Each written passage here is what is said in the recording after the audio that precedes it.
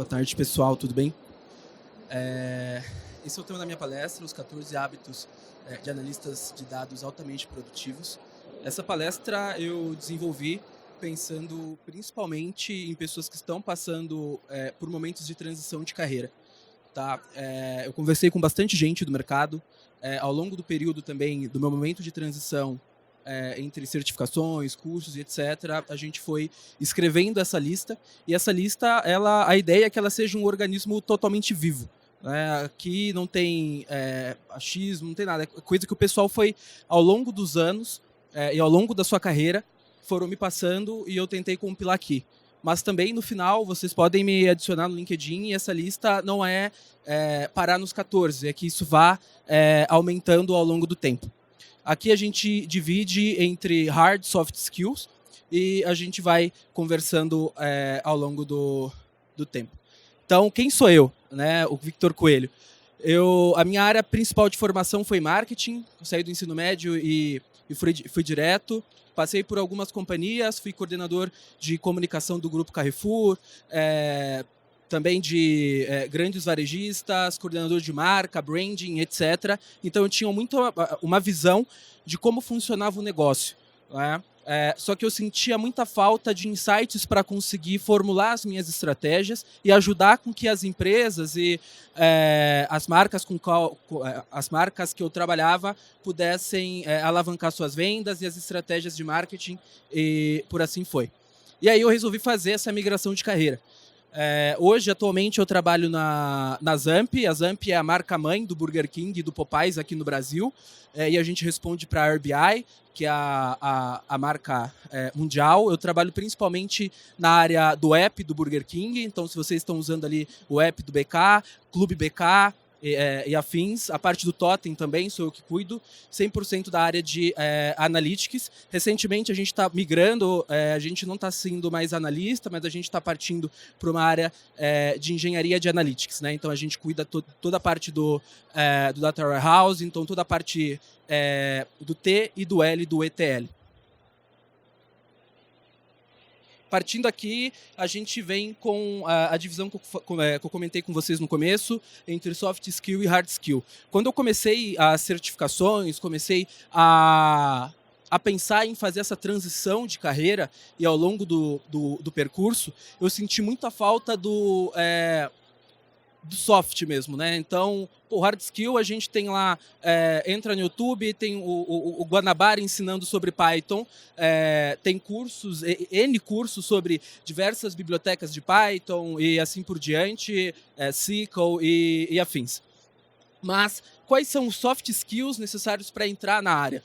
Né? Porque eu era coordenador de uma área de negócio, dependia de dados, mas eu não sabia necessariamente se eu tivesse um analista à minha disposição, se eu tivesse um engenheiro, um cientista, o que eu ia pedir para ele, né? Ou quais seriam as qualidades necessárias para que ele pudesse ingressar na minha equipe e pudesse me dar insights valiosos para o meu dia a dia e que eu pudesse utilizar na formulação das minhas campanhas, ou né, por que minhas vendas caíram, subiram, ou evolução e desenvolvimento de novos produtos. Então, a gente vai começar com o primeiro hábito, curiosidade insaciável. Né? Os melhores analistas de dados, eles são, por natureza, insaciáveis. Eles sempre buscam novas formas, tanto de como melhorar os processos, né, das análises, como também conhecer mais do negócio. Todo negócio ele é mutável, né? Ele não é fixo. Então, o mercado ele pode tomar direção para a esquerda ou para a direita, e essas direções que o mercado toma pode fazer com que a necessidade do analista ele mude, como a necessidade da empresa. A necessidade da empresa muda, a necessidade do analista muda, e ele tem que ter essa curiosidade insaciável de buscar entender sobre esses novos temas. Né? E também entender, de fato, como que se formulam os KPIs, como que as metas foram desenvolvidas, para que você consiga realmente fornecer bons insights no final, ou né, fomentar ali bons dados dentro do seu data warehouse e etc. O segundo ponto é a atenção aos detalhes. Né? A gente sempre... eu acho que um ponto que o pessoal sempre peca ali é na precisão. Porque imagina que um pequeno erro no que você está analisando, uma vírgula errada, um ponto errado, um cálculo errado que você faz ali, isso pode impactar na companhia toda, pode impactar em ações de empresas, pode impactar no mercado financeiro. Então assim, é algo literalmente catastrófico, que caso, né, você não cultive esse hábito número 2, que é atenção aos detalhes, isso pode levar. E isso daqui é atenção aos detalhes para a vida. Isso aqui também pode levar para você numa entrevista, numa entrevista técnica, etc., que às vezes no detalhe ali o entrevistador ele já te passou a resposta, ou às vezes na entrevista técnica que você está fazendo com o seu cliente, né, vamos dizer assim, um cliente que você está desenvolvendo esse produto de dados, pode ser um relatório, um dashboard, etc. Às vezes ali ele já te dá o insight que ele precisa, né? Então, essa atenção aos detalhes é extremamente importante e vital. E o terceiro ponto, ele é habilidades em modelagem de dados. Então, você criar essas estruturas e organizar e como que esses dados eles vão ser processados é extremamente necessário. Então, se eu fosse recomeçar, né, fosse reingressar no mercado novamente, eu ia começar tentando entender a estrutura de dados e o que é modelagem de dados, né? Uma habilidade extremamente importante. E a habilidade número 3, ela já entra um pouco no que a gente pode chamar de hard skill, né? Então, as outras duas foi um pouco mais de soft, então como que a gente pode utilizar isso no nosso dia a dia, e aqui já parte para a parte de hard skill. Então, isso daqui, uma boa modelagem de dados, ele pode aumentar a eficiência no seu trabalho, ele pode fazer com que você gere insights melhores e, consequentemente, pode fazer com que você reduza um trabalho que ali você demoraria 3, 4, 5 horas para 1 ou 2, se você tiver uma modelagem muito bem feita, principalmente quando você parte do conceito ali de ETL, né? Então, depois que o cara fez a extração e jogou dentro do seu data warehouse, do seu data lake, como que você vai transformar esses dados para jogar dentro do seu data lake e fazer com que você utilize esses dados para análises futuras, desenvolvimento de relatórios e desenvolvimento de dashboards. E aqui o número 4 também é sobre hard skill, que é o domínio de ferramentas relevantes. Analista de dados eficazes tem um sólido domínio das ferramentas de análise de dados. Mas não necessariamente você tem que ter o domínio de todas para ingressar no mercado. Isso eu friso bastante. Tem gente que não se arrisca ou não entra no mercado, etc., porque não tem um Python muito bem afiado, ou porque não entende muito bem o desenvolvimento das bibliotecas, que biblioteca usar, e etc.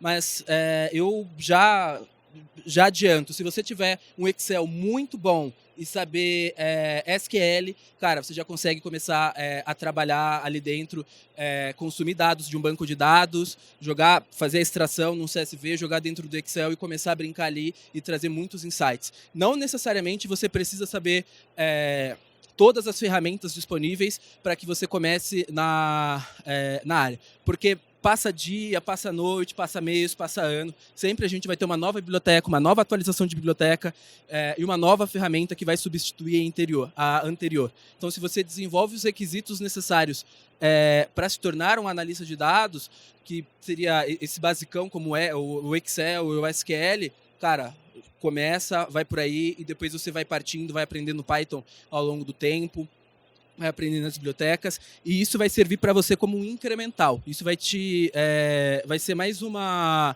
ferramenta no seu canivete suíço. Tem dias que você vai usar, tem dias que você não vai usar, tem casos que vai precisar usar, casos que você não vai precisar utilizar. Outro ponto, boa comunicação e colaboração. Por eu ter um background de marketing, eu não precisei tanto desenvolver essa skill de boa comunicação e colaboração. Mas como a gente tem muitas pessoas que saem do ramo direto da tecnologia ou de exatas, às vezes eles têm uma certa dificuldade em desenvolver uma boa comunicação e uma colaboração. E as pessoas foram tipo assim, qual que é a dificuldade? Eu fui perguntando, né? Qual que é a dificuldade que você sentiu quando você entrou na área? Ou quando entra uma pessoa nova na empresa, o que você sente, né? Ou até mesmo no meu dia a dia, quando entram pessoas novas no meu time, ou quando eu faço novas entrevistas, O que eu sinto delas? É esse fator, boa comunicação. Boa comunicação com a área de negócio, boa comunicação com os teus colegas, boa comunicação com o seu time técnico e também um fator de colaboração. Né? Você colaborar com toda a companhia ali, porque dependendo da sua estrutura, da tua empresa, vai ter áreas descentralizadas de analytics, áreas descentralizadas ali de alguns analistas atuando de forma autônoma, e você manter essa rede de colaboração faz com que você otimize tempo, porque às vezes um cara está trabalhando numa análise X e você às vezes já tem, ou você precisa de uma análise e o cara está trabalhando, enfim, então manter essa colaboração é essencial. E o fator da boa comunicação te faz um analista de dados melhor pelo fator de você conseguir ouvir a necessidade do cara que está, do seu diretor, do seu gerente, do seu coordenador e etc. Então, saiba se comunicar, saiba escutar também, assim como também colaborar com os demais. O hábito 6 é o pensamento crítico. Isso daqui eu acho que assim, né, é uma das tríades, né, um dos 3 hábitos tríades que você tem que ter ali para ser um analista de dados altamente produtivo, é o pensamento crítico. Você precisa ser capaz de questionar tudo. Tudo. Meu ticket médio caiu. Por que o ticket médio caiu? Cara, não sei, talvez possa ser porque... Cara, não. Por quê? Vamos lá. Vamos olhar todas as datas sazonais que tiveram, vamos analisar se teve um pico de venda, se não teve um pico de venda, se teve desfalque no meu estoque, se meu produto principal caiu, não caiu, e assim vai. Tenha um pensamento crítico. Não se conforme com o que possa ser ali o normal, né? A resposta mais fácil, normalmente, não é a mais correta. Então, desenvolver o pensamento crítico é essencial. Flexibilidade e adaptabilidade. Os projetos de dados eles podem ser assim imprevisíveis e os requisitos podem sempre mudar. Como eu falei, o mercado hoje ele pode estar para a esquerda, mas daqui a pouco ele pode para a direita. Alguma tendência pode cair, uma tendência pode levantar, e você ter essa flexibilidade e ter esse poder de adaptabilidade para conseguir se moldar à necessidade do negócio é sempre ótimo. Ou também, os requisitos sempre podem mudar. Você está trabalhando com GCP, daqui a pouco a empresa, por algum motivo, questão de custo, sei lá, migra para AWS. Você está trabalhando com AWS, parte para GCP e assim por diante. Você tem que ter esse poder de adaptabilidade, isso combinado também com o fator de você sempre estar buscando se atualizar e aprender novas ferramentas e assim por diante. O hábito 8 é a orientação para resultados. Aqui a gente não precisa nem passar muito, a gente sempre tem que focar no resultado. E isso até me lembra um pouco as ferramentas que eu acabei falando, né? O seu gestor ou o seu cliente ali, para quem você está desenvolvendo o produto de dados, normalmente, assim, olha, quase 90% das vezes ele tá nem aí em como você chegou no resultado ou como que você desenvolveu toda aquela análise. Ele quer saber do insight que você vai entregar para ele no final. Ele quer saber do dash pronto, ele quer saber se ele vai conseguir usar, se aquilo ali vai trazer alguma informação relevante para ele no dia a dia. Gestão de tempo e priorização também. Como a Zamp, que a empresa mãe, ela começou a passar por esse processo de maturidade digital e etc., desenvolver toda a parte de dados há pouco tempo. Né? Isso começou em 2021, que a gente chama do projeto DataZamp. Então, antigamente, imagina, você tinha uma rede gigantesca, que era o Burger King, no Brasil todo, e ela não desenvolvia e não fazia nada com os dados que ela tinha. Isso começou a partir de 2021. Né? E de 2021 para cá, a gente foi desenvolvendo novas ferramentas, a gente foi implementando novas ferramentas, começou a criação do app do Clube BK, do BK, agora a gente tem Popeyes chegando, tem o app de Popeyes também, e, cara, todo dia, toda hora aparece uma nova priorização. Victor, a gente precisa de uma análise X, a gente precisa olhar para como estão os dados de Popeyes, não, vamos olhar para como está BK, vamos ver como que o mercado está indo e assim por diante. Então, a gente saber fazer uma boa gestão de tempo, uma priorização de projetos é essencial para que a gente seja um analista de dados altamente produtivo no nosso dia a dia. A abordagem metódica e estruturada é você olhar a definição, é você pegar metodologias de pesquisa e aplicar no seu dia a dia. Né? Então, às vezes a gente acha, putz, cara, pô, que matéria chata na faculdade ali ou no dia a dia que você está fazendo. Cara, eu acho que eu não vou usar isso aqui para nada.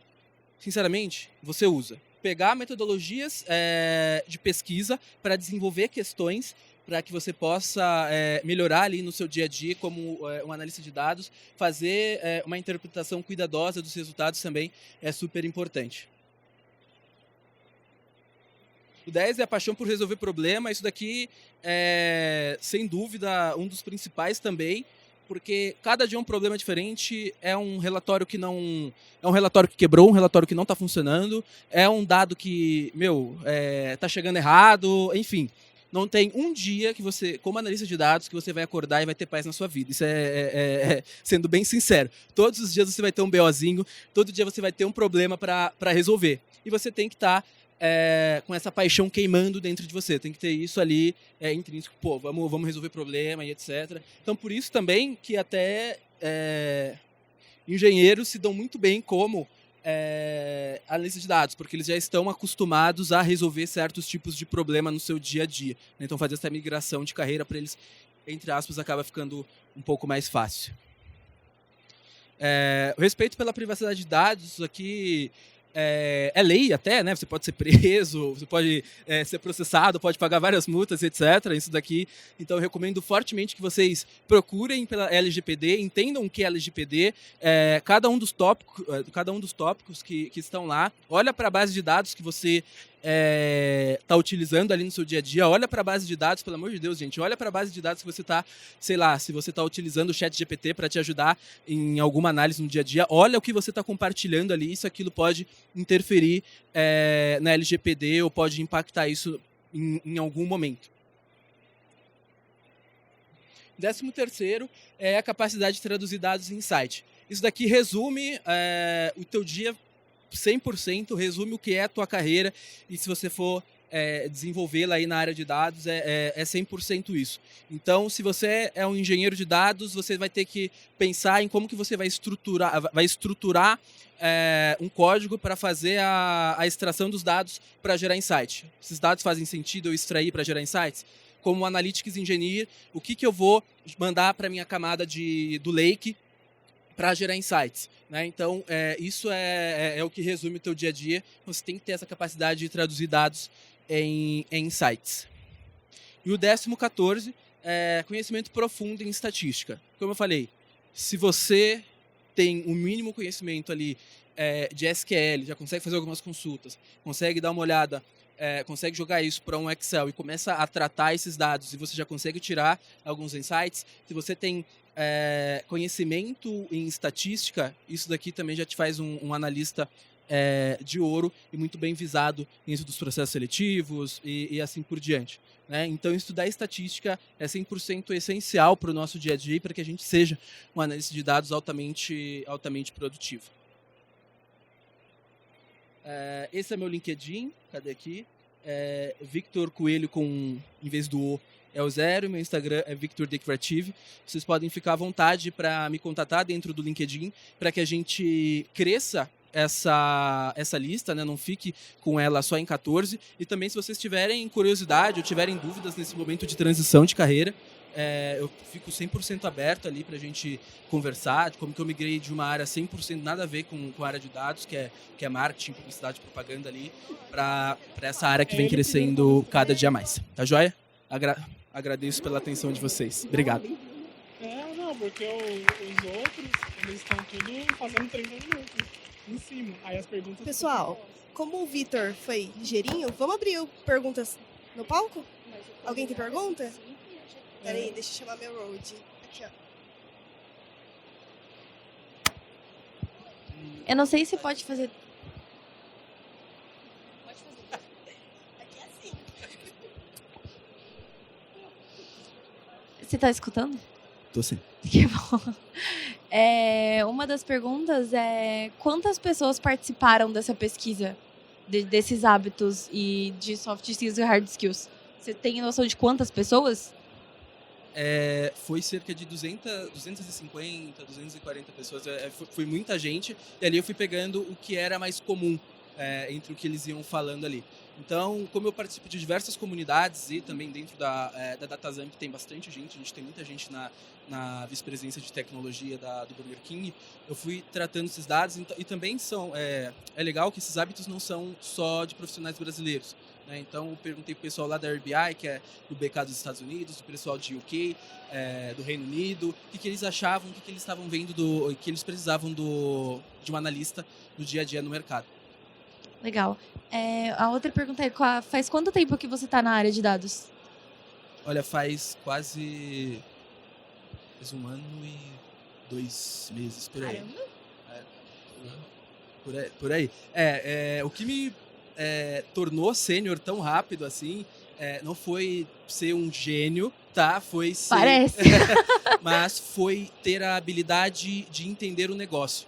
Então, como eu já tinha todo um conhecimento, um background de como uma área de vendas funcionava, de como o marketing de uma grande companhia funcionava, né, como Carrefour, varejista da parte de móveis, moveleiro e etc., isso me permitiu ser um analista. Obviamente que eu não entrei como sênior, né, eu entrei como pleno, depois eu passei para sênior, mas isso me deu bastante vantagem nas entrevistas também e assim por diante. Perfeito. Obrigada. Imagino.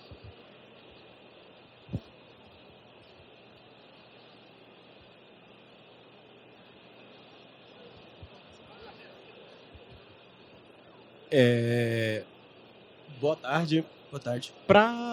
Eu queria uma dica, na realidade, para uma pessoa que atualmente trabalha como full stack e quer migrar para a área de Data Science. Qual dica você teria para dar? Eu recomendo você olhar esses 14 hábitos e listar ali, desses 14, o que você já tem e de quais você gostaria de desenvolver. Né? E a partir dali você olhar do que você faz no seu dia a dia que já pode ser considerado como... Você já faz algum tipo de análise de dados e assim por diante. Mas a gente pode... Como que é seu nome? Desculpa. Ciro. Oi, Ciro. Mas a gente pode conversar daqui a pouco, a gente pode trocar um papo, trocar uma ideia, você pode se conectar lá no LinkedIn e a gente vai conversando.